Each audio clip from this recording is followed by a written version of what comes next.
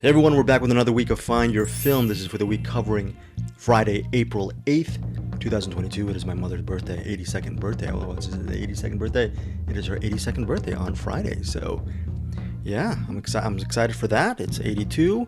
Eric, are you, or Bruce, are you close to 82 whatsoever? How old are both of you guys? Eric, you're 44? Is that right? Yes, somewhere around there. Somewhere around there. I'm I 50. kind of lost track after And 21. Bruce, you're 32, right? Is that correct?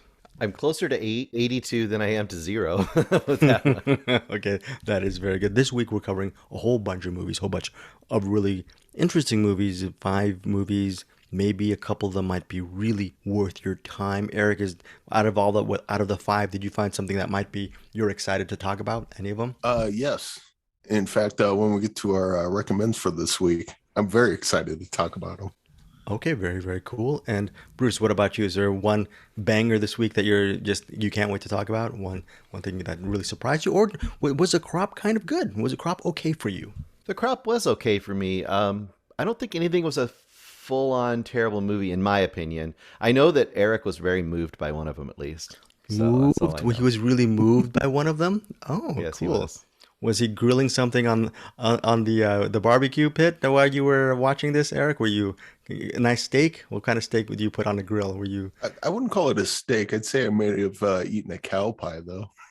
you might have eaten a cow pie? That might allude to one of the movies we're covering today. Let me just say about without teasing. These are the 5 movies we're covering: Barbarians, Cow, Midnight, Alaskan Nets. What is Alaskan Nets about? That's a documentary. And last but not least, well, maybe least, Metal Lords from Netflix. From Netflix. Let's see if it's least. I was complaining about this movie. Actually, I was sort of hate watching Metal Lords on Netflix, which is weird because I'm usually the Netflix shill.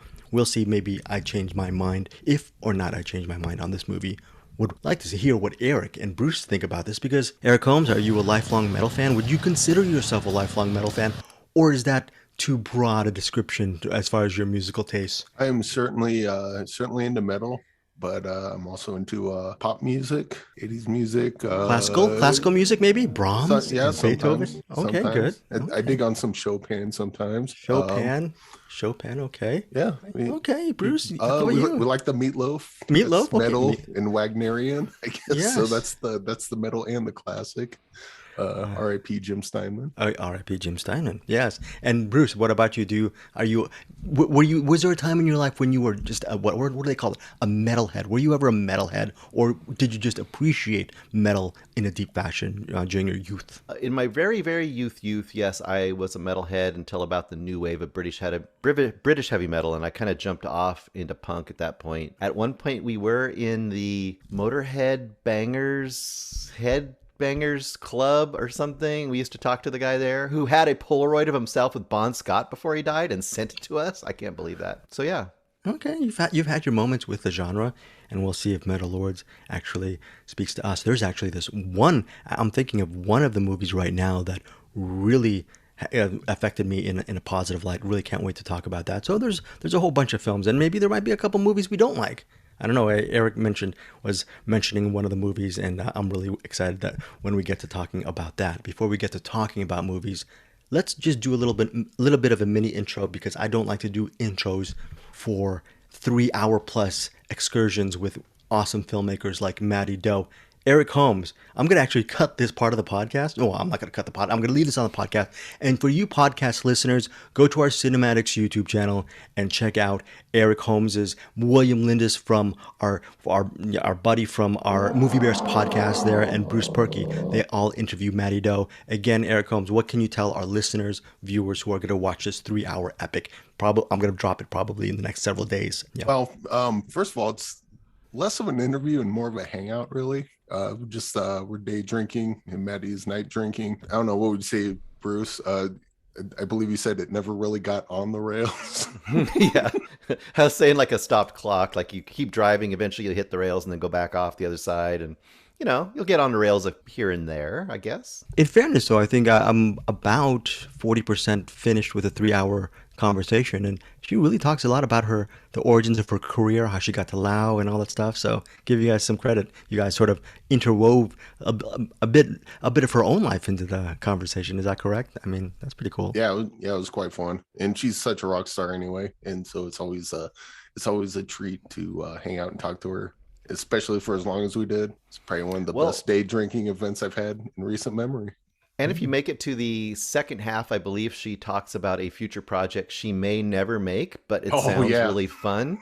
So I think that's definitely value added, because a lot of times directors don't want to, or creative people don't want to talk about something in advance. And she's just talking about, like, spitballing ideas about it. And it was a lot of fun. So Right, and maybe Eric, I guess you and Bruce are going to talk about some of Mattie Do's previous works as a part of the recommendation of this podcast. Eric, are you excited to talk about that a little bit as well? Yeah, very excited. We're Chantelet and Dear Sister, and we might even we don't have it written down, but we'll probably weave in a little bit of Creep Show in there as well, just to round everything out. If it's not written down on my Google Doc, it doesn't count, Eric Holmes. Oh, we'll just bring it up. Very good. And also, there was Creep Show season 3, episode 6. No, Eric Holmes. I'm kidding. Eric Holmes being the diplomat. We will bring that up very, very soon. And as I'm saying this, Bruce Perky is actually helping Eric's cause, by actually typing the Creep Show episode into our Google Doc. Very, very good, Bruce Perky. Coming in at the last minute, like I always do with our screeners. By the way, we are about 2 hours late because Bruce and Eric had to wait for me while I finished the last movie of the week. So thank you guys for letting me enjoy this movie called Midnight. But before we get to Midnight, definitely check out the Mattie Do. What is it called, Eric and Bruce? What did you guys call this whole 3-hour thing? What is it called? What's the moniker for it? I think it's a long sip, but I've been calling it the Mattie Dossier, which also kind of works. Okay, the Mattie. Should I call it so? It's the Mattie Do Dossier, right? Mattie Do Dossier, or the long sip. Either way. Yeah, the long sip, I think, is the what's on the file name, but okay, we'll see. Bruce probably the long sip.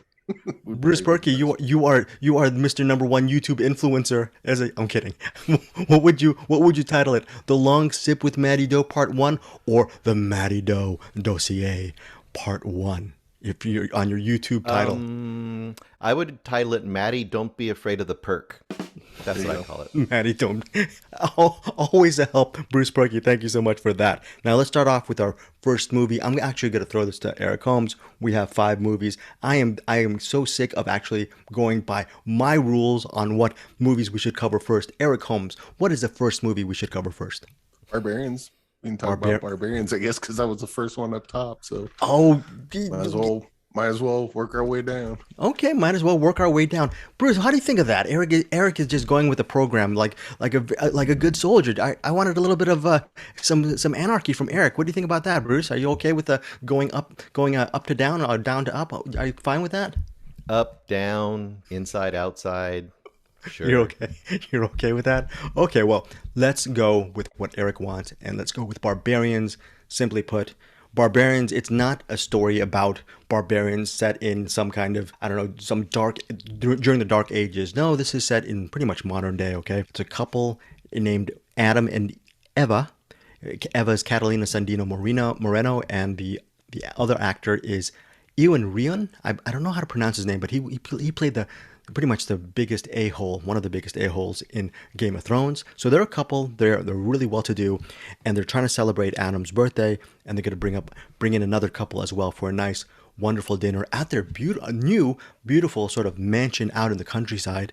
Yeah, the Catalina Sandino Moreno's character, she's a sculptor, and the movie begins where you get to see her working on her beautiful piece, which is outside the residence. They're a very well-to-do couple. You're expecting a really nice, well-to-do meal with some really pretty professionals who are all really rich, and it starts off like that, and then it devolves into I guess maybe in a good way, into a home invasion thriller. That is the premise behind Barbarians. There's obviously some different layers to this, but really at the heart of it, it's a lean and mean thriller that runs 89 minutes. It's directed and written by Charles Dorfman. Let's see if Eric Holmes found Barbarians interesting, because Eric Holmes, over I guess the past 2 years, you've mentioned and you've picked your share of home invasion thrillers, and you've rated them yourself.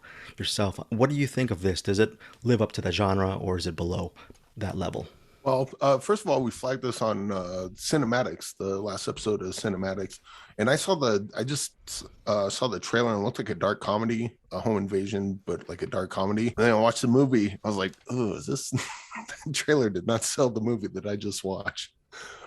It's certainly got dark comedic elements, but this feels a lot more dead serious, at least more so than the trailer might have you believe. It's pretty much through the whole thing. It's a relationship drama, just dealing with the two couples.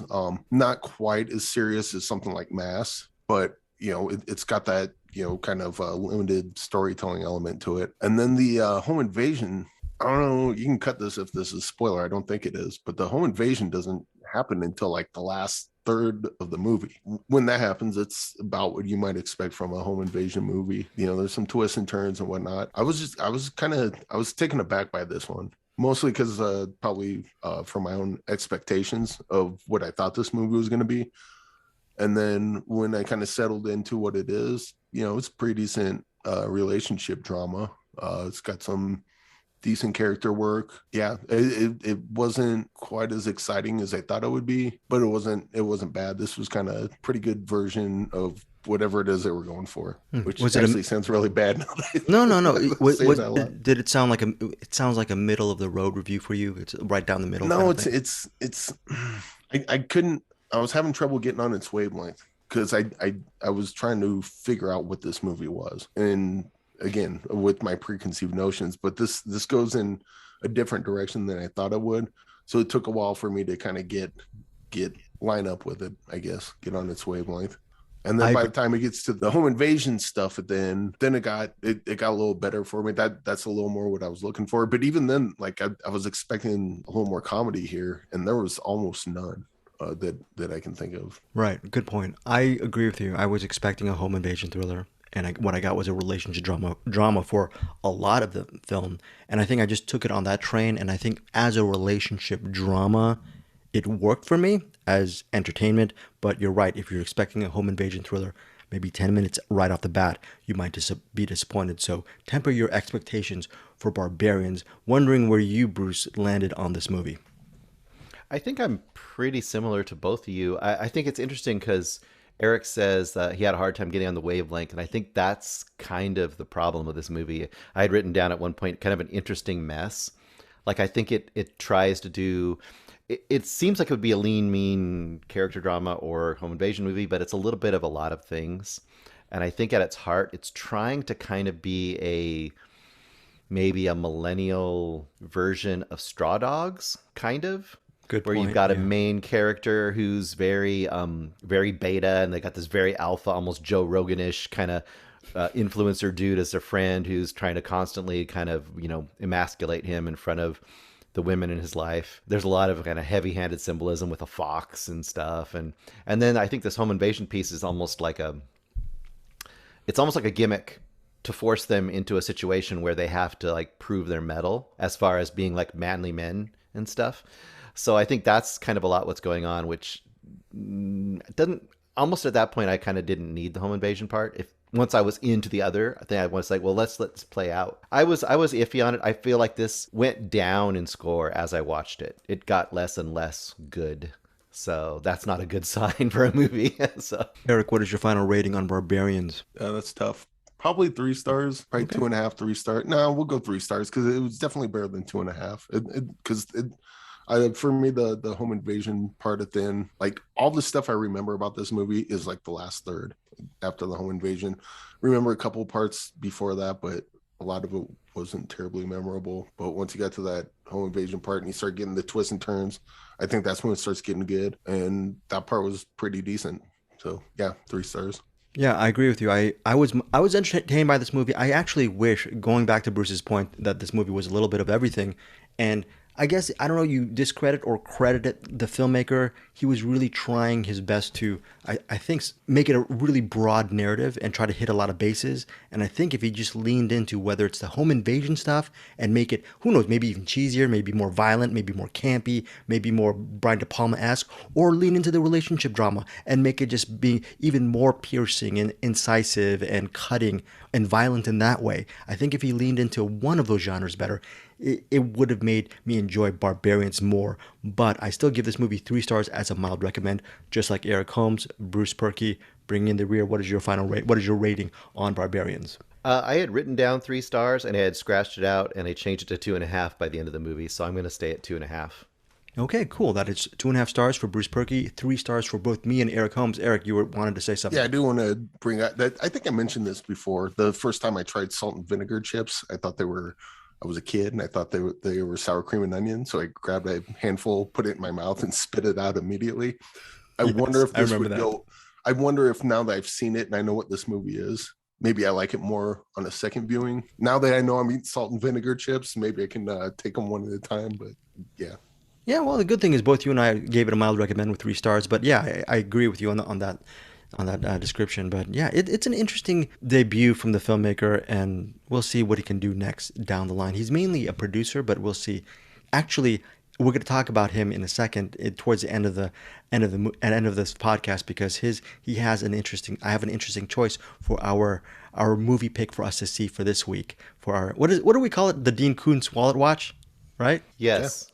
For a Dean Koontz Wallet Watch, this is credit to director Charles Dorfman for this from Barbarians. Okay, again, 3 stars from me and Eric, and 2.5 from Bruce Perky. Next up is Bruce. I'm gonna let you go now. What do you want next? What do you want to cover next? Closing my eyes. I know what you're gonna do. I know what you're gonna. Don't do it. Don't do it. Yes. Midnight. Oh, Midnight. Ooh, Midnight. Yes. Bruce, you were the first person to watch Midnight, as you are the first person to watch everything. You want to be the first person to land on the moon every single week when it comes to our screener links. God bless you for that. But Midnight, Korean film, it's a thriller, and you're telling me via message that, hey, this is something that you're going to like, Greg, because you love thrillers. And I wanted to actually say, no, I'm going to disagree with you. I'm going to really hate Midnight. But Bruce, what did you love about this movie, Midnight, just from the get-go? The story centers on this. He's a serial killer, and this serial killer is played by one of the characters from Squid Game. If you've seen Squid Game, you'll know who it is right from the get-go. He plays the cop from Squid Game. He's a ruthless serial killer played by Wee Ha-jun, and he is terrorizing a deaf woman and her deaf mother, and he's also terrorizing another young woman, and he's possibly terrorizing a cop in South Korea. It is we talked about Lean and Mean. It's a serial killer film, but it's very closed off and claustrophobic in the sense that you really want to breathe every single second, but it's really tough to breathe because for most of this movie, you're on the edge of your seat. Some very, very good performances. What did you love about this South Korean thriller, Midnight, Bruce Perky? Well, I didn't say that I loved it, so maybe I didn't love it. You don't know. Okay, my bad. Don't know. Yeah. So what I did, you said what I would liked like about it, right? it. Yeah, I said you would Okay. like it. Okay, my bad. But what I did like about it a lot, I did like the fact that it's kind of like it's one of those this takes place in one night kind of movies. I like that a lot. I like the fact that even though you're not in a singular location, like all of the locations pretty much appear to be in walking and or running distance. There's a lot of running in this movie, by the way. This is the most running I've seen in a movie since maybe Mission Impossible, whatever that was. got that Tom Cruise running too with the hands out Yeah. straight like that. This, I guess I would say out of the gate, this is a movie, if you're going to enjoy it, you probably have to turn off your brain a little bit because there's definitely some really dumb things that happen in this movie character-wise that don't make any sense. Things where if a character just said one thing, everything would change. And you're supposed to just kind of go with it because a lot of the tension in the scenes are based on the killer maybe not getting found out or trying to not get found out in situations where he is near the potential victim and victims. That being said, I think it's generally a pretty good, pretty fun thriller. I really actually enjoyed the twist at the end of this movie. I thought that was a lot of fun, even though some of the other things, there's a way in the finale. I see Eric like wondering what I'm talking about. There's a way that a particular problem gets solved that you may or may not see coming at the very end of this movie. That's really well done. Yeah, I agree. Yeah, and I really like that, but there's some other twists that are kind of like, oh, okay, that's a little convenient, but whatever. One thing I did kind of not like about this movie, though, it was kind of bloodless and kind of tame for a serial killer movie. I wanted to see at least one time how vicious or how mean he was, so I thought the threat was a little higher. That being said, I still enjoyed it. I think this is kind of in your crowd pleasing thriller. This is like what you hope a Netflix movie would be, and a lot of times it isn't. You know what I mean? Like you could put it on a Friday night with a friend or a girlfriend or a whatever friend, and just have a couple beers and enjoy kind of a thrilling ride. That's the way I would look at it. Okay, so that is Midnight. It's in select theaters. It was in select theaters last week. Currently, right now, as of this week, it's available on demand. It hits Blu-ray May 10th. Eric Holmes, your review of Midnight. This is really similar to A Quiet Place and Quiet Place 2 in that the script is absolutely stupid, but it somehow manages to get like thrills once in a while, and I don't understand why. I cannot stress how bad the writing is in this movie. It's just, and not like dialogue, but like the stuff that the characters do. It's you can tell that the things are contrived only to have these movie moments, and sometimes it works, which actually kind of annoys me that it does. But Right. This would probably be like they had that bootleg cinema. They just did Avenging Force, the Michael Dudikoff and Steve James movie. This would be like one of those type of movies where you kind of just pick the plot holes, and there are many. This movie's basically plot hole the movie, and it works, and I don't understand why. That said, the longer the movie went on and the more kind of plot contrivances there were and characters doing things that just don't make sense and geography that's all wonky, and the more it went on and the more I got to think about it, the more I was getting turned off by the movie. Probably why when Bruce said there was a twist, I'm like, there was a twist?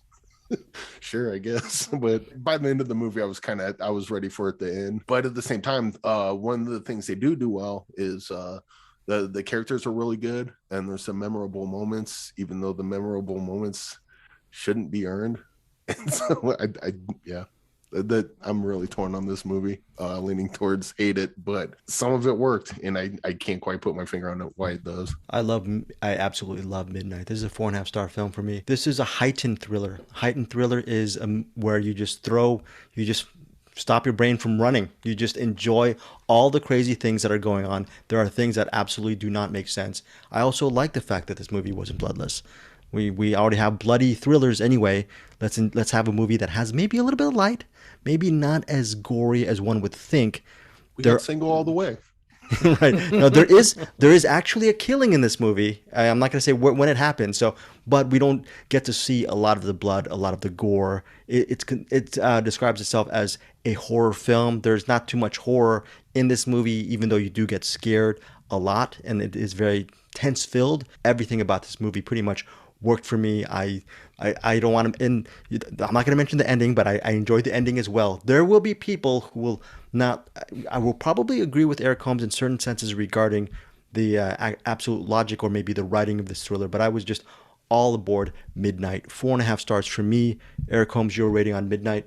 I'd probably go 2 stars on this. I really wanted to go like half a star, but like I said, even though the writing was really stupid and really bad, it just works sometimes. So I got to give it points for that. So 2 stars. And also the lead in this movie, she's very, very good. I think Jin Ki-ju, I got to find her. She's very, very good as a young deaf girl. And her final moment, again, there's some really cool moments in this movie.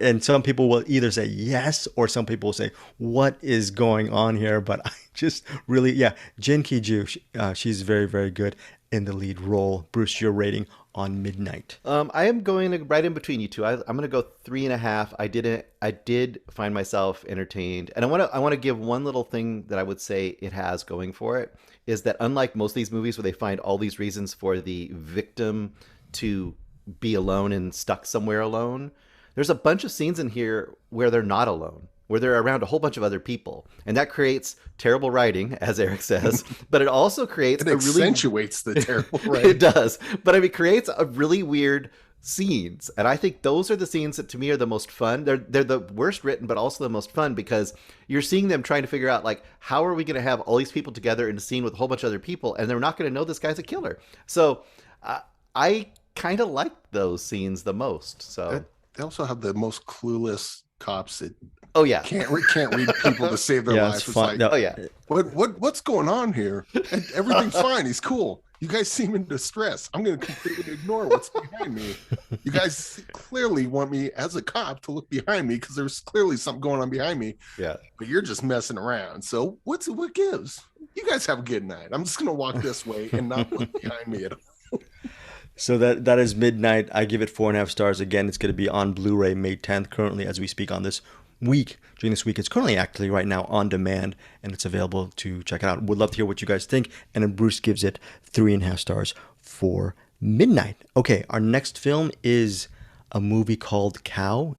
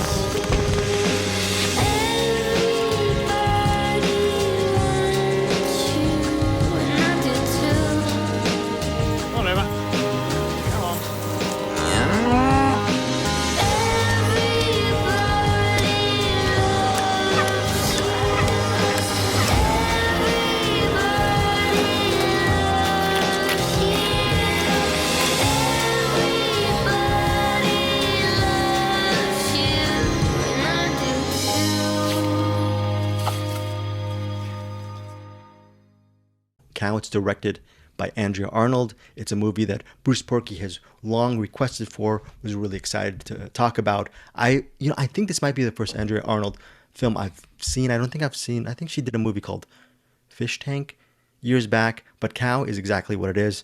It centers on the life of a cow in a farm. You pretty much follow the cow's life as she gives birth, as she goes and grazes out in the field maybe once a week or maybe once a day. I don't even know what the time is, but that's it. That's the premise of this movie. And does it have a point?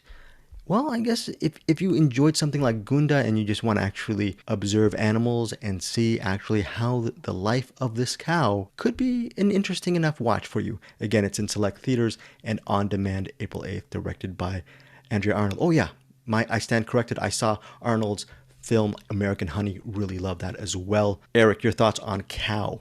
I hated this movie. It was a cow. It was pretty much Gunda exists. And Gunda's a beautiful looking movie. It follows around a pig, then it follows around a couple cows. So if you want to follow around a cow, it's also in Gunda.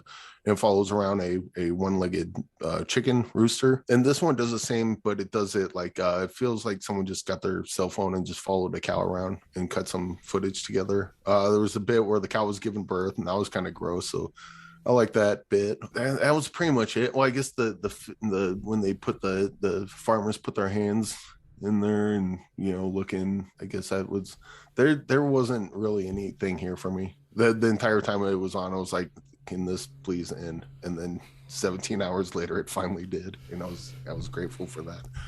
I looked online at the reviews, and much to my surprise, much like Looney Porn, it's been getting great reviews, and good for them, and I'm happy for them. This did not work for me at all, though, and I never want to watch this movie again. This movie is running at 94 minutes. It's an observational film of a cow. Okay, so it's going to get a whole different slew of reactions. For some reason, for 94 minutes, I wasn't bored 1 second. I don't know why. I was expecting to have the same reaction as Eric Holmes, but I actually found it quite engaging and moving and quite really interesting. I thought it was very interesting watching this movie. Maybe I'm in the minority here. Bruce, your thoughts on Cow? I'm with you. I actually did like this movie. Now, it's definitely different in Gunda. So I thought about this a lot and like, why would you like this or why would you watch this versus Gunda? And I think the difference is Gunda is like the almost artistic, beautiful cinematography, and it's kind of giving you the like, here is the life that could happen, and then showing you like how there's sadness kind of around that. But the actual life they have is pretty idyllic that you're shown. This is kind of like the prison movie version of that, because what do you say, like 80% of this is like in muddy, shitty, pens and stuff. And from what I read, this is considered one of the better dairy farms. It's like pretty humane. Like they don't hurt the animals especially. One thing that really caught me, and I don't know about you, Greg, but there's these scenes where they're getting milked, and there's this kind of big round. They're on a big round thing. I don't know how to describe it. Yeah. A big round pen. So they're all facing each other, and there's these shots of it, and the whole time they're playing in the background like pop music, not over the soundtrack. They're playing it in this barn, and I thought that was really creepy and weird. And then about, like you said, about halfway through the movie, they get out into the grass, and you have these shots of just the cow looking at the sky and stuff. And it was like, I mean, for me, it really worked. I don't know why, and I totally understand that probably 90% of the people are going to be in Eric's camp. So I would say take your hooves very, very gently into this world, because you're probably going to be bored stiff. But if you do fall into it, I think that there's enough to have here. So it worked for me. I really liked it quite a bit. Yeah, there's a lot to have here. I just think it's one of these things, you just have to be on that certain vibe for cow. But I think Eric Holmes' review is perfect, because there is a big warning. If you don't want to see a movie, if you don't want to watch 94 minutes of a cow, don't. Don't. And Eric Holmes had to do it because that's his job on a weekly basis as a podcaster and reviewer. But Eric Holmes is saying, Eric, if you don't want to watch a movie about a cow, don't watch it, right? Yeah, but you guys will be excited to hear this, because I got a movie coming out next week called Dog, where I take a Hi8 camera that I got from the thrift store, and I just follow my dogs around for 3 days and then cut it into a 2-hour movie. I mean, you guys cannot wait. It's going to be awesome. It's called Dog. Mostly it's just them sleeping and licking their balls, but it's going to be pretty poignant, I think. That is a good rebut on that. I mean, I'm not against watching that. I have to be honest. And he makes a good point. Look, it's one of these things. It's a movie that you really can't argue over, because it's a movie that's it's one of these things. Actually, I disagree. I think it is a movie you can argue, because this is exactly that type of movie where some people, this movie will, people will be like you two. It's like, oh, this movie was brilliant, or for the reasons you guys stated. And other people are going to watch and go, this movie's fucking dog shit. And I'll be like high-fiving them, but we get them two together. It's like, why is it good? Why is it bad? That's where the argument takes over. Debate. That's where the debate takes over. Yeah, it's one of those things where I don't even know which side wins on that. I think it's just one of these things where it's like, everyone's going to be in their camp. Right. If you love it, you're right. Yeah, it's one of these weird things. But at least we had a really good. Bruce, you're not going to try to convince someone to watch Cow, right? It's just something that just really took hold of you. No, I'm not going to convince him to watch Cow. Yeah, I don't. Or Looney Porn. You know what I'm going to do? I'm going to get him the first 45 minutes. Wait. Don't mention Looney Porn in the same mention as Cow. And I'll give him the rest of this, and I'll put him together, and he'll just be dead by the end. That's like euthanasia. Okay, but look, listeners, viewers, here's the thing. I really love Cow. Listen to Eric's review as well. So please, and Bruce loved it as well. It's 2-1 on this one, but I would suggest you really take in all of our reviews and see whether you want to see it or not, Bruce. I would suggest, it's 2 for 1, but in the actual real world, it's probably 90% Eric and 10% us. What do you think? Unless you get to the critics side, like the Rotten Tomatoes got 2 different scores. You got the critics and the audience. I think this is one of those where like the critic score is 98 and the audience score is 8. I think you're right. I think you're absolutely right on that. Well, for me, Cow gets a rating of 4 stars, 4 solid stars for me. Eric Holmes, your rating on Cow? It was in focus, half star. Half star. Eric Holmes, are you being actually kind with the half star? It was in focus. It was in focus. Is that the lowest score he's ever given? I think so. I think so. Yeah. I don't think we had star ratings when we did Looney Porn. That probably would have been around the same, I think. You gave listeners, Eric Holmes gave Bad Luck Banging Bad Luck Bang or Looney Porn. I think 4.5 stars. Was that correct, Eric Holmes? Bad Luck Bang or No, Looney? that was a banger, straight up 5 stars. 8 of 5 stars. Okay, well, Eric Holmes is saying if he could have given it the lowest rating possible, he would have given it to Bad Luck Bang or Looney Porn. That's another movie that's one of these things where I guess that movie you can definitely argue over whether it's a brilliant film or it absolutely is dog-ish. So we'll see. Both Bruce and Eric did not like Bad Luck Bang or Looney Porn, but Bruce did enjoy, quote unquote, did enjoy or appreciate Cow. Your rating on Cow, Bruce? 4 stars. 4 stars. Okay, Bruce and I actually agree on Cow. My goodness, 4 stars for me, 4 stars for Bruce Perky, and half a star with Bad Luck Banging or Looney Porn consideration from Eric Holmes. Half star for Cow. So You know, that's when this movie gets nominated for best documentary at the end of the year, you guys will come back to me and say, "Go F yourself, Eric. We were right. You were wrong." And I'll say, So we'll have one of the characters from Midnight give you a little nice little meme at the end. We'll see and what, the year that this one's best documentary, Midnight's also going to be nominated for best screenplay, I'm sure. my gosh, Bruce, did Eric Holmes come out here with an anvil for the reviews or what? What's going on here? Well, I don't know. I mean, last year Don't Look Up had a best nominee, so best picture nominee. That was Yeah, we'll a brilliant screenplay. Very, very good. It's so good that Eric Holmes. I like this. I like this angry cutting Yes, Eric that we've got here. Very, very good on that. Okay, so that is it. Right now we have a couple of more reviews. Let's look. Let's just go with Metal Lords. Movie opens Friday. Let's face it. Plotline: couple of kids. They're dorks, like I was in high school. But they're both lovers of metal, and they're both sort of a two-person band. Play something heavy, man. Okay. Like, Rock of Ages? Heavy. Play something heavy. Play something heavy.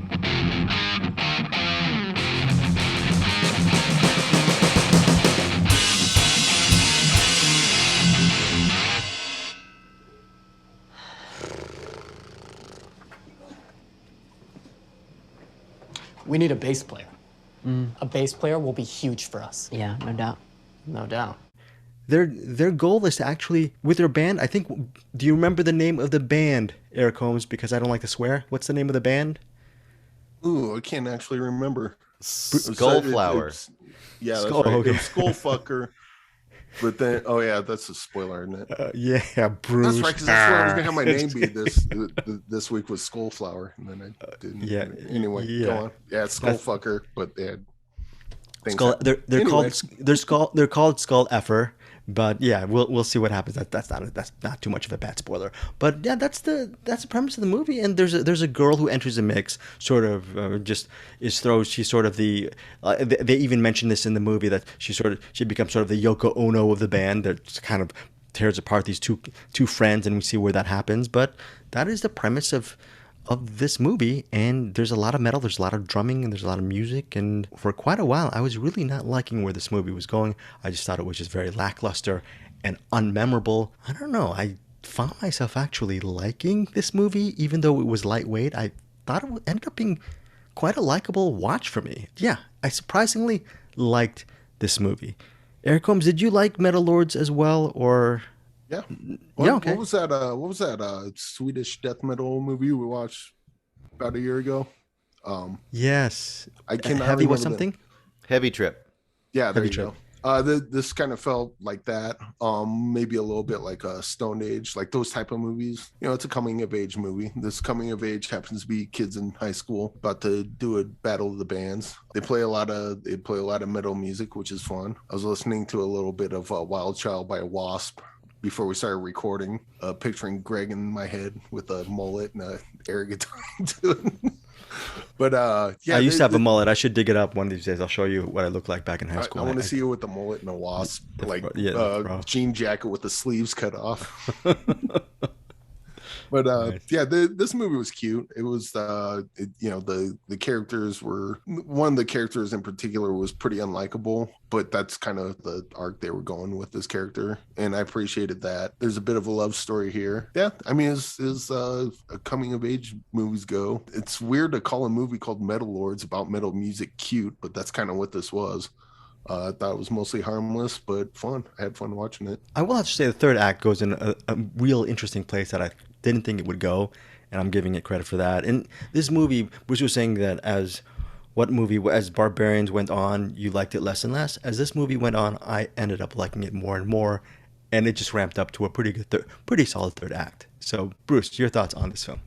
I'm pretty much right with you guys on this one. It doesn't go too far out on a limb. It doesn't do anything too crazy. So this is going towards more, like you said, cute or crowd-pleasing territory. But I give it credit for certain things, like, they have an extended War Pigs montage. They didn't have to have that, but they did. They throw in some actual metal. Is it hard-edged? Is it cutting-edge? Well, no. This is like metal from my era. So it's pretty old metal. Pretty standard for most people. But that's still fine. It was not bad. It kind of reminded me a little bit. There's that movie recently on Netflix also called Moxie, which was all kind of the Riot Girl version of this. And both are fun watches. And this is like entry level. Like, if you have a, I don't know, 14-year-old kid and they want to watch a kind of a pretty harmless movie, but it also has a little bit to say, which is not bad. And I wanted to mention too, the guy that plays I think you're talking about Hunter, the kind of asshole-y friend. The guy that plays him, Adrian Greensmith, I believe, he really gave me like really young Adam Driver vibes almost, and I kind of liked that. I kind of liked how he was so unlikable for a lot of the movie, and I actually kind of wish the movie had been his movie a little more, where it's his friend's movie a little more. I think if it would have been his movie, it might have been a little more special, but it was still good. He's the best part of the movie. He's the best. He gives the best performance. He's the one he's the live wire. I thought he was the best part of this movie, and I would give this movie I would actually recommend it. I give this movie 3.5 stars. Bruce, what do you give it? I give it 3.5 stars. Yeah. Yeah. Cool. Eric, how about you? Same 3.5. This is like perfect. This movie's like a perfect 3.5 star movie.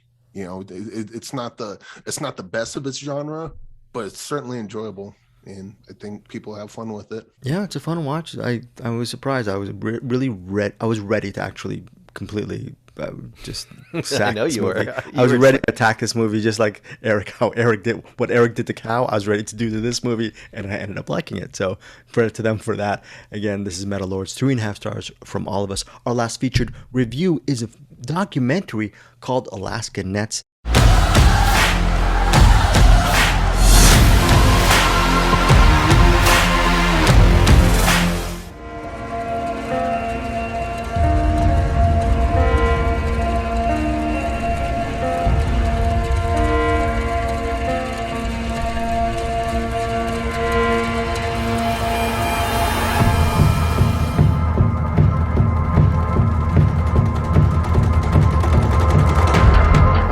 Right now, this is everyone's best shot at the title. We got a long ways to go to get where we want to be. No one's gonna hand us nothing. Let's bring one home.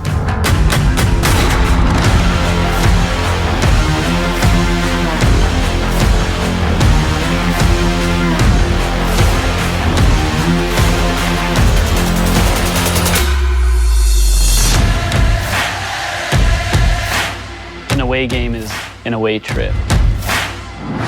If there wasn't basketball, I probably wouldn't go to school. I would rather be out on the water, helping keeping food on the table for everybody.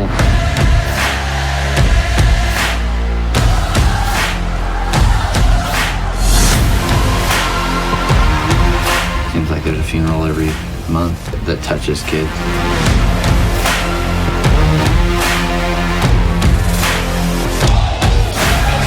Move!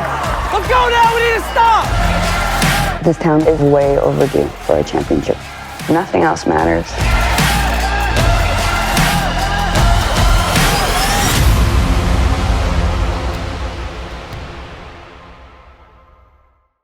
Small town in Alaska where all they talk about, all they think about is fishing and basketball. And you're thinking, it's a documentary about fishing and basketball, centers on the local high school team and their chance to hopefully win the state championship. Their journey, by the way, their journey to attempt to win the state championship was in the year 2018. Took about 3-4 years to actually get this out. So that's very interesting. I was thinking this was going to be one of these. I look at the poster. There's there's a really cool basketball with some nondescript student holding it and has a really probably nice, really insignia, and it says Alaskan Nets, one town, one dream. And I thought it'd be just this really innocuous documentary about people who love fishing and basketball. I was completely thrown off by everything in this movie. Everything in this documentary in a good way. Just very, very interesting all around. Bruce Berkey, your thoughts on Alaskan Nets? Very similar to you once again. I thought it would be just like, you have built-in drama, right? Will they make it? Will they win the championship? They haven't won it. This town hasn't won it since the 80s. Everybody wants them to win it. It's a very small town. And you're like, okay, I've seen this before, but it has built-in drama. It has built-in, stakes and everything. But then it did a lot more than I thought it was going to do. And it really showed you what it's like to be in this nameless, there's a million towns like this, right? Towns that are on the verge of poverty because, fishing or logging, pick your industry, is not really doing it anymore. And what I found really compelling was how every generation, it really shows you how every generation has been in this basketball team and tried to make it. And sometimes they don't make it and they kill themselves or they die in a fishing accident. There's a lot of shots of the cemetery in this town. And I was like, not expecting that. The stakes are super high in this movie. You get to really know these different, a few of these different kids.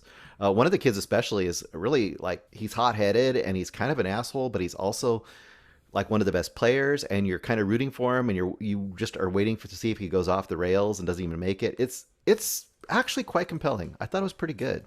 Yeah, he means well. You get to really be invested in these characters and these people, and you want them to do well. But you realize this town, it's fishing and basketball and diving, which is very, very. Yep. It's a very dangerous thing, diving, especially when they're allowed to dive because they have to make money. We're assuming most of these families they're blue collar families. They're actually just trying to make a living. They're living hand to mouth. And credit to the filmmaker. I don't even know how to pronounce his last name, Jeff Simowitz, for actually not sugarcoating the subject matter behind Alaskan Nets. He could have just made it a simple basketball movie, made these residents look really cute and we love our basketball, because that's how the movie starts. That's how the documentary starts. He could have just gone one note. He didn't. He wanted to show pretty much a full look at this town. And yeah, credit goes. I was pretty much hooked in throughout the final minutes. Eric, your thoughts on Alaskan Nets? Boring story, actually. I couldn't get this link to work on my on really? anything but my phone, so I did not see it. I saw about a couple minutes on the phone. I'm like, I cannot watch this movie on my phone, so I had to bail on that. It was something. Long story short, yeah, link didn't work for me on the thing other than my phone, so I did not see Alaskan Nets. I object to that, Eric, because I object that you actually. How dare you even talk about Alaskan Nets, because you're talking about phones. Phones are the only way I watch movies, Eric. So I don't even. How dare you? That's sacrilege. I think that could work. I've seen movies on the phone before, taking the bus to and from work, but those are movies I've seen before. And for some reason, watching it for the first time on the phone, I'll do it if I have to, but it's really annoying to do it that way. Fair. Yeah, this movie is also executive produced by Chris Pratt. Bravo to Chris Pratt for actually lending his name and being part of this whole documentary. It's just, Bruce, I'm wondering why this documentary isn't more well known. It comes out in a couple days. Should it be more well known? Are you and I out on a limb on this? And should it be made into a movie? I don't know. This is interesting. I could see this being a movie, actually. I was thinking about that. This could easily be a dramatic movie. It would probably get overly saccharinized. I could imagine that too, unfortunately, but this is a really quality documentary. Like I said, it has built-in stakes, has really interesting characters, has a really interesting story. This has got a lot more than a lot of documentaries. For example, Eric's hated Cow. I guarantee he'd like this better than Cow. So, what wouldn't I like better than Cow?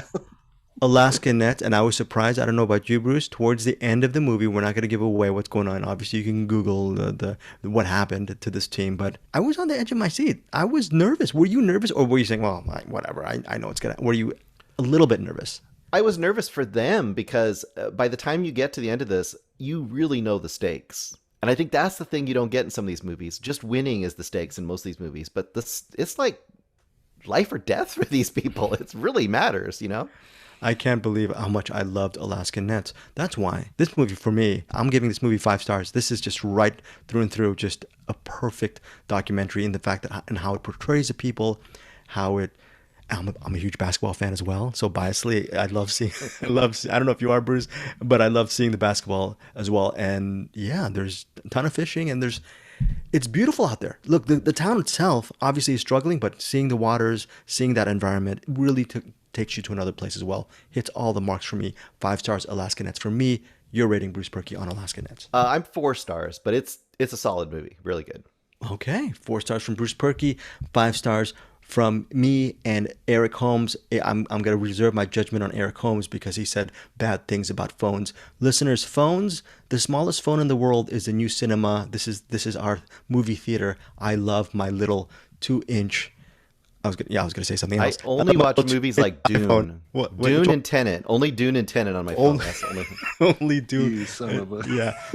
Let's just say, folks. Wait. Does this come out this weekend? Yes, it comes out. It comes actually out on demand this weekend. So yeah, that is Alaskan Nets digital. If I can get VOD. it this weekend, I'll rewind it next week. Okay, cool. Digital and VOD this weekend. Alaskan Nets, wonderful documentary. Eric Holmes, I guarantee you will love this movie. Cow jokes aside, you will really, really love Alaskan Nets, the documentary. Wonderful stuff. We're now on our recommendation section, which will be anchored by Eric Holmes, and a little bit of Bruce Perky. Will you stop the Mattie Do love? Can we stop now, please? Or not? Do you disagree? Don't know what we're doing. The recommendations you're gonna do. You know what we're doing?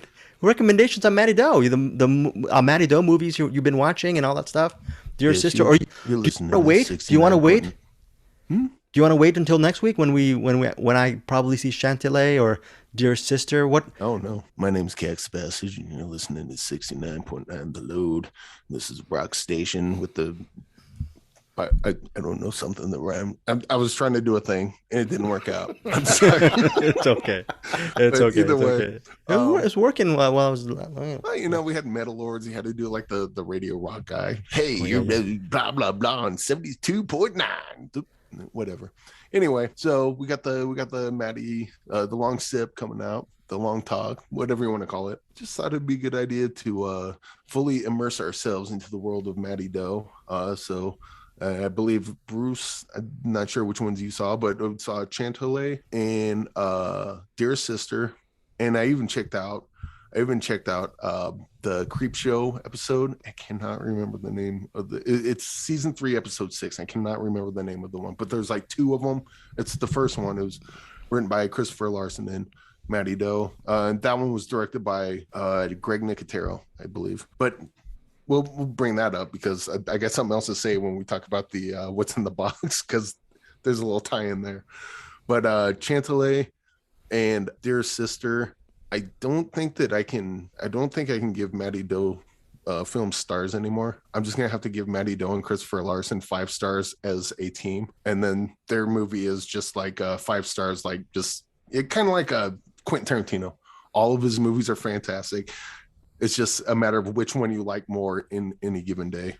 Chantilly opens up with a father and his daughter. They walk in on the mom who had cut her wrist and hung herself. And then right away, the dad's like, turn around, don't cover your eyes, don't look. And the dad's trying to get her down because the mom's still alive, kind of, and gets her down. And then, so right away it does. And then it fast forwards like 20 years later. So they do that thing that I hate when they do this in movies. But here's where Mattie Do and Christopher Larson shine. They're like, oh, we fast forward 20 years. Guess what?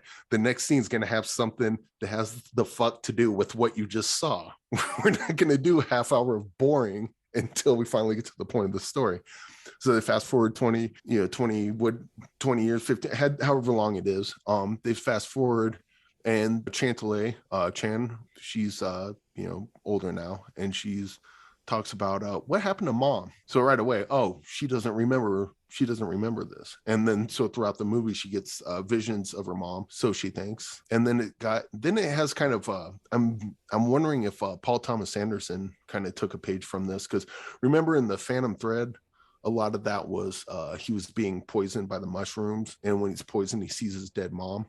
This is kind of the opposite of that. She sees her dead mom, and then they give her drugs, and then she can't see her anymore, and so she doesn't know if she's crazy or if she's actually seeing her mom. And then it, much like The Long Walk, it goes in wonderfully interesting places. And this one's Mattie Do's first directorial effort, I believe. So it's definitely rough around the edges, but the story's good and the way it's shot is fantastic. And it feels like a first film, but it's a really fucking good first film. And yeah, is it scary? Is it scary? No, it's a lot like a Long Walk. It's got a similar kind of tone to it. Really beautiful, really threatening sometimes. It kind of runs the gamut. I'm starting to kind of see what Mattie Do can do as a director, especially after watching that Creepshow episode that Greg Nicotero directed. I'm watching that and going, this is pretty good. What would it look like if Mattie Do directed that? I mean, they have her number. She was there. Like, they could have got her to do it. Or, maybe there's something else going on. I don't know. But yeah, she definitely has a style. And I'm loving Christopher Larson's stories. I'm loving his writing, and just them as a team really fucking works for me a whole fucking lot. And now that I've watched all of Mattie Do's movies, I get through all the ones that Christopher Larson has written, and then kind of compare those to the Mattie Do directed ones. But I'll let Bruce get into Dearest Sister, because I also saw that one. Are both of these movies streaming on Shudder? Or did you rent it? Chantilly is streaming everywhere because it's in public domain, as far as I know. We do talk a little bit about that on the 3-hour thing. Dearest Sister, I bought that on YouTube. I think that is streaming on Shudder. But just buy it. Okay, but just buy it on YouTube. If you, I don't know if it's on physical. I don't know if it's on physical media. If it is, I will be picking that up at Chantilly as well. Mattie Do and Christopher Larson are awesome, and I want to own everything they have in hard copies, so the internet cannot take them away from me. Support Mattie Do, filmmaker, and her husband, Christopher Larson, wonderful, talented screenwriter. They're a talented couple. I forgot to tell you guys, I actually ordered my copy of The Long Walk via Vinegar Syndrome last week. I should be getting it within the next couple of days. Really excited to actually open it up. Again, this is why both Eric Holmes and Bruce and William Lindis decided to actually do the 3-hour hang with Mattie Do, because one of the special features is the long sip, which is actually ingredients to, I guess, I don't even know what the name of the drink is. Eric, what is it called? The Long Walk drink? Maybe it's called the long sip. It's literally called the long sip. Okay, yeah. So maybe that is in reference to Bruce. That is the answer to my question. The long sip with Mattie Do, part 1. That's where it's gonna be. So I don't even know if we should even show the ingredients. That's gonna be part of the things that you need to actually get the Blu-ray. Or I don't even know if it's on DVD, but maybe get the Blu-ray on Vinegar Syndrome and then make your Mattie Do the long sip drink. They talk about it during their 3-hour conversation. Bruce Perky, you saw Dearest Sister, probably on Shudder. Your view of Dearest Sister? Yeah, so Dearest Sister. So I haven't seen Chantilly, but from hearing Eric talk about it and actually seeing the other 2 movies, something that they're doing that's really interesting, and I think I mentioned this last week. The way that spirits and visions of spirits are used is not as like a spooky device. Like we talked about it before. It is spooky somewhat, but it's like part of the world. Like in all of these movies, that's part of the world. And it plays integral parts in the stories. This story is about a young woman comes from a small village and comes to the bigger city to be a helper and care for her cousin, who lives in a relatively rich house in the city, and her cousin is losing her eyesight slowly. And as she's losing her eyesight, she's starting to have visions of, you're not sure, are they spirits? Are they visions of a future that might happen? Are they kind of like harbingers of something? Is she becoming psychic? But she's having these visions, and that is part of the story. A big part of the story too, though, is, and Eric can attest to this as well, it's a really interesting take on class and what it means to be, there's like, her cousin has, the stereotypical white husband who kind of wants to tell her what needs to be done and kind of doesn't treat her equally. And then they actually have a kind of a servant group of people in their household that have to stay outside. And then her cousin kind of is in between the two worlds. And that's a big part of the story, is how her cousin is interacting with these worlds and how, and the other thing that's interesting, and once again, Eric's take will be interesting on this as well. It's really interesting who's the villain in this movie. It's not clear cut, but there is a kind of a villainous take that occurs that I thought was really intriguing. And there is a finale to this movie that I thought was stunning. The final moments of this movie are really, really quite amazing. And a small role is played in this movie by the guy who played the main dude in The Long Walk. Oh, that is very cool. Are they good companion pieces? Like watch them back to back kind of thing? These two go really well together. I can't speak for Chantelet, but The Long Walk and Dearest Sister, you can tell that this is just a filmmaker working out some similar ideas, but in different stories, totally different stories. But the feel and the mood is definitely hers. Yes. Eric Holmes, when is Mattie Do going to come to the States to make her Disney movies and make millions and millions of dollars? When is that going to happen? I hope it happens soon so she can get one Star Wars, get $100 million, and then just make her and Christopher Larson just make movies for the rest of their lives, because everything I've seen from them so far has just been magic.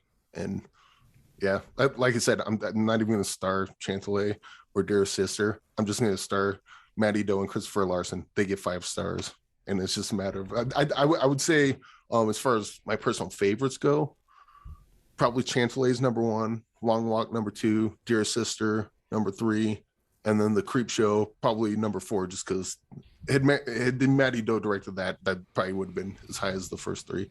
But wow. they're all fantastic.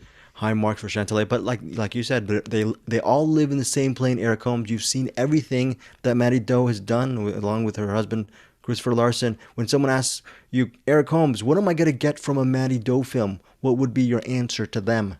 It's mostly about tone management and characters, and yeah, it's hard to say, but that it has a certain feel to it that you watch a Quentin Tarantino movie, it feels like a Quentin Tarantino movie. It's got his stank on it, so to speak. You watch a Guy Ritchie. I'm using Quentin Tarantino and Guy Ritchie. Her movies are nothing like this.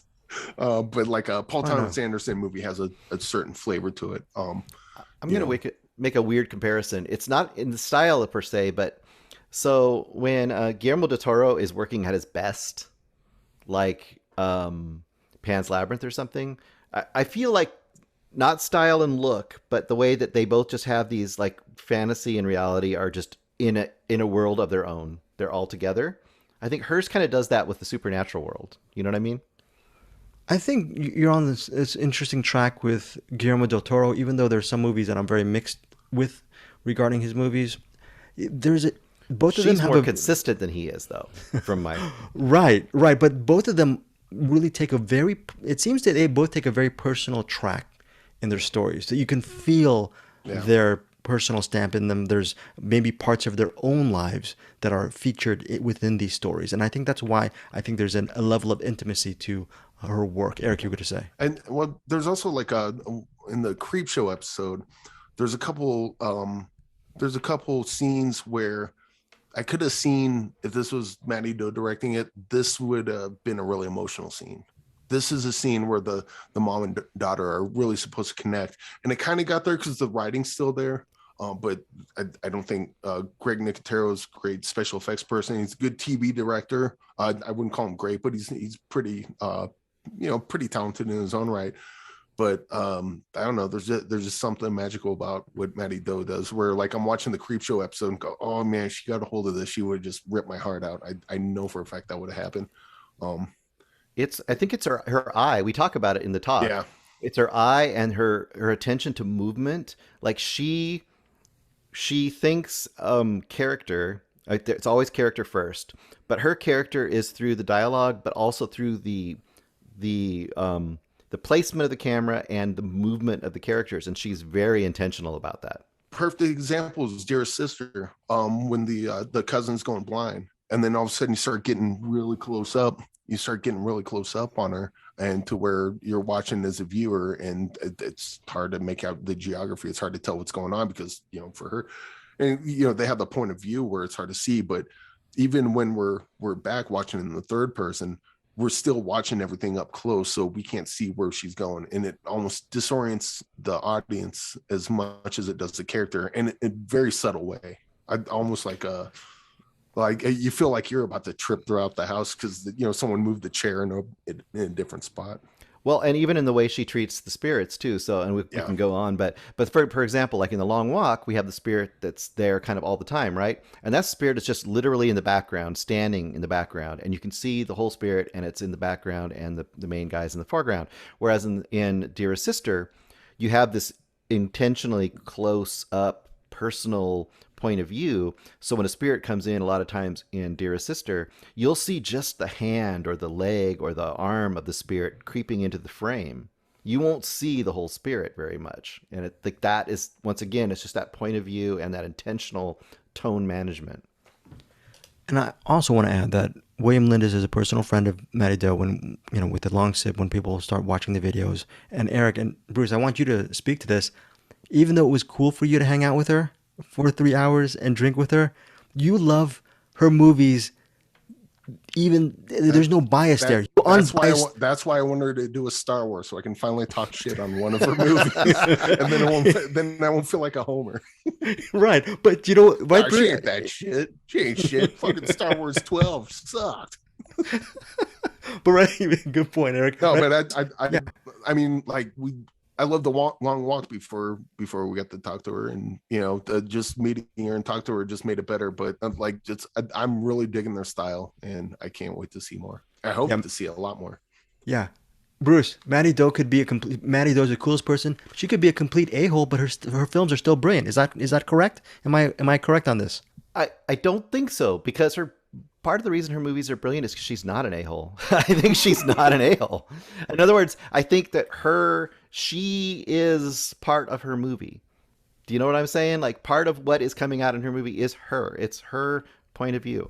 And if she were an a-hole, it would be a different movie. Okay, so that is, look on our Cinematics YouTube channel. You can check out Bruce and Eric's and William Lind's just 3-hour conversation with Mattie Do. Check out, most importantly, what are the movies that they should check out? Eric Holmes from Mattie Do. What are the movies? Chantilly and Dearest Sister and The Long Walk and season 3, episode 6 of Creepshow. Okay, and I believe most of those are on Shudder. Well, I don't know. So Dearest Sister's on Shudder, Creepshow's on Shudder, Chantilly's everywhere. I don't know where Long Walk is right now. The Long Walk. Buy it on Vinegar Long Syndrome. Walk, yeah, it's going to be in your hands when you buy it. That's where it's going to be. Yeah, exactly. Bruce Perky, Vinegar Syndrome. Definitely. We'd love to hear what our Cinematics Facebook group members think of The Long Walk. Has anyone else other than us three and William Lindis, has anyone else seen The Long Walk and listened to our Sermon on the Mount? I don't think so, guys. Anyone else listen to us? No. And you know what makes me mad? Our buddy, our brother in arms, Peter Beta from Middle Class Film Class, still has not seen The Long Walk. Still has not seen any of those other Mattie Do films or Creepshow episode what and episode 3, season 3, episode 6, whatever that is. Eric Holmes. You know why? You know why Peter Beta is too busy. He's too busy not watching these Mattie Do movies. What is Peter Beta doing every single week, Eric Holmes, to keep him away from The Long Walk? Yo, Pete, drop that beat and watch The Long Walk.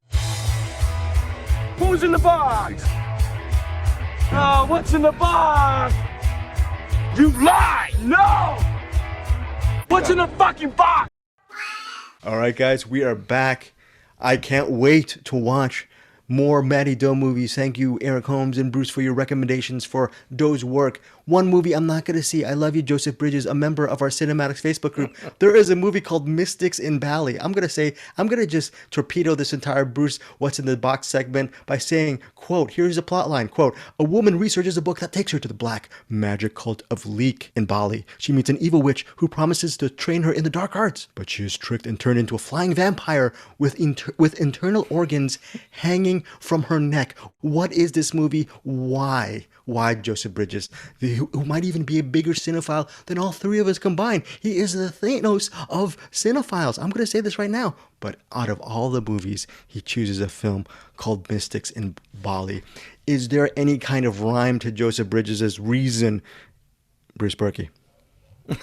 Yes, there is. Well, first of all, remember last week when we talked about that movie that you guys loved and I didn't love so much called, what was it? You Don't Know Me or something? What was it? The Witch? Alone.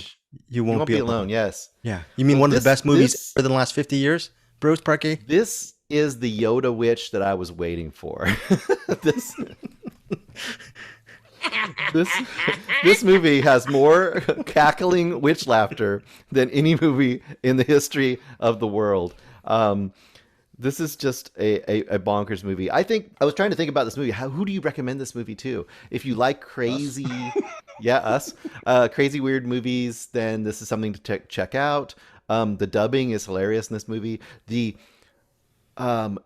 exposition, I mean, it is such straightforward exposition. It's like the man and the woman in this will be like, Mahendra and Catherine. It'd be like, Mahendra, where are we going? Well, Catherine, we are going to the place where we are going to meet the witch that will teach you about leek. Leek? What is leek? Well, that is the black magic that can turn in many forms, even the forms of other animals. And that is almost the whole movie, except for the incredibly awesome special effects from 1981, I think it was. Hausu. If you like Hausu, you will probably dig this movie because I think they have a similarly odd, insane ethos to them. I mean, how do you describe this, Eric? The flying head is pretty amazing. I think the body waiting for the head to return was my favorite part of the movie, though. I loved that so much. What's that other gem that Joseph Bridges? It was like the Turbo Kids or the yes. Yes. What was that? What was that called? I think that was it. Turbo Kids. Maybe it was the Filipino version of Power Rangers. I know that. Yeah. This is kind of on that. Obviously, this is a horror, folk horror, but it's kind of on that level as far as like effects and acting and stuff goes. I was actually kind of surprised by this when the head came off because I was like, oh, it's like the Mananangal because it's a cryptid thing I know. It's like it's a little different though. It's like, well, where have I seen this before? And then the head comes up and it's was it a Penangolin is where the head comes off with the entrails below its neck.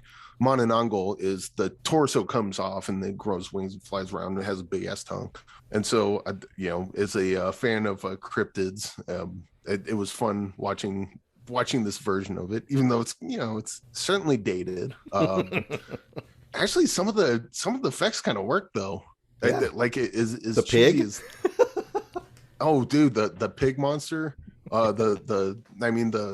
The fireballs when they turn into the fireballs and then go flying around. I mean, obviously it was like probably like a tennis ball and two tennis balls on fire floating around in strings, but I mean, it looked cool. Like they had the cheesy effects, but it kind of worked to its advantage. This is one of those Turbo Kid. That's the name of the movie. Yeah. Okay, but so this.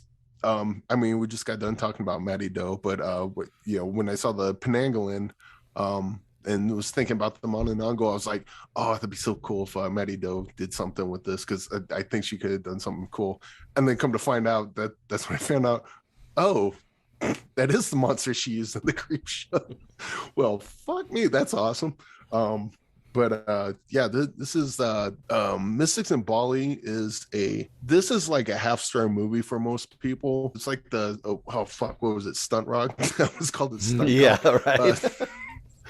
Stunt Rock. This is kind of like up there. Like if you know what you're getting into and you can get in with the cheese and the vibe of this, I think you can have some fun with it. It's not good, but it's still kind of fun because it's almost so ridiculously bonkers that how can you not have fun with it? And again, a drinking game I tried and gave up on quickly. Oh God, no. Every time the witch laughs,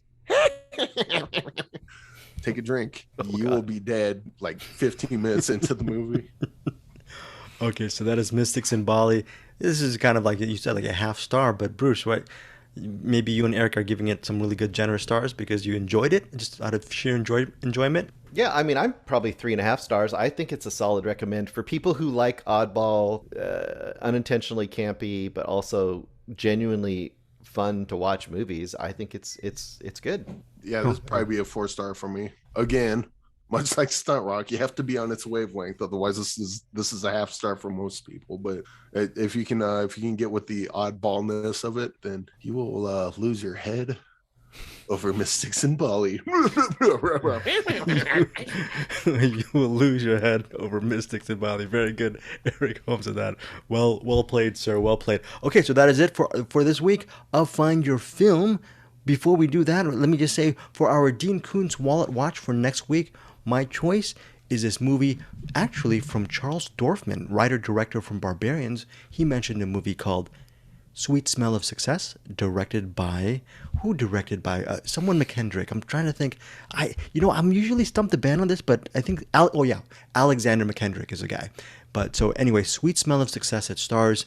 Who does it star? It stars Burt Lancaster, which should excite you, Eric Holmes, and Tony Curtis. Black and white film shot in New York City. So if you want some more insight on that, check it out. I believe currently it's available on Tubi, possibly on the Criterion Channel. Yes, Eric Holmes. I have to check my boxes. I might have this on Criterion.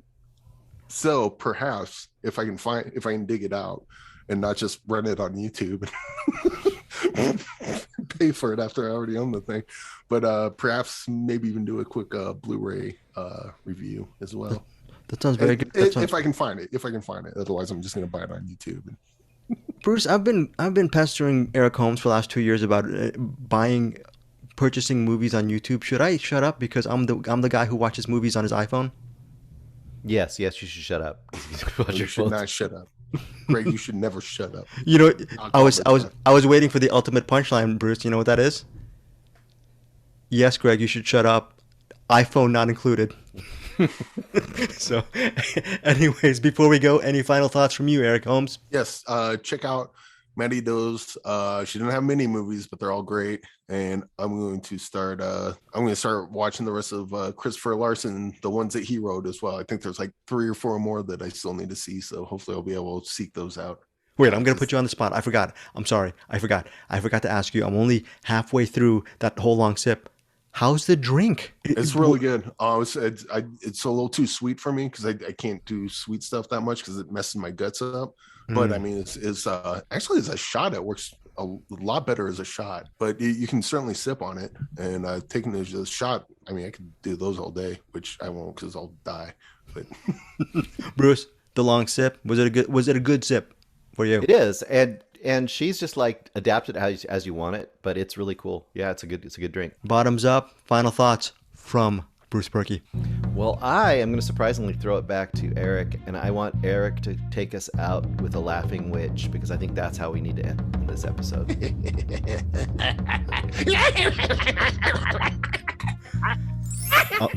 We're all scared, folks. We will see you next week on Find Your Film.